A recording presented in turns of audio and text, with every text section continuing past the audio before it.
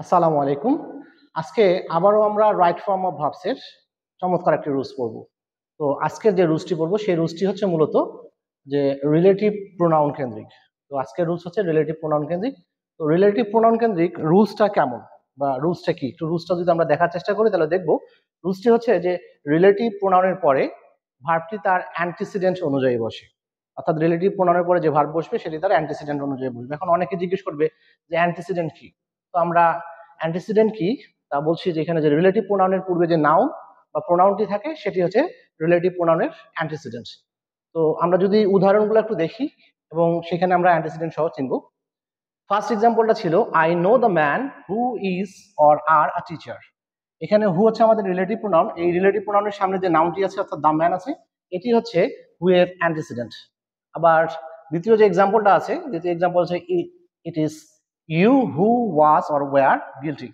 এবার হু এর সামনে যে প্রোনাউনটি আছে এটি হচ্ছে তার অ্যান্টিসিডেন্ট। অনুরূপভাবে থার্ড এক্সাম্পলেও যদি আমরা দেখি, আচ্ছা it is who have or has done the work.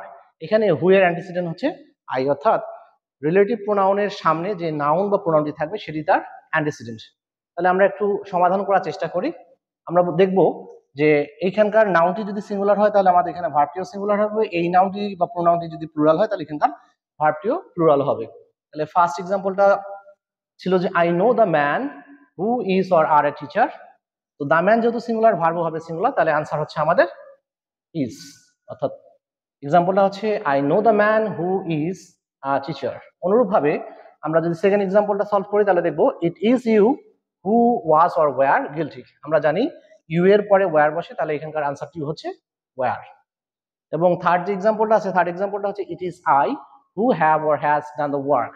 তো আমরা যদি আই অনুযায়ী ইউজ করি তাহলে এখানে বসাবো আমরা হ্যাভ। তাহলে হচ্ছে যে it is I who have done the work. Thank you.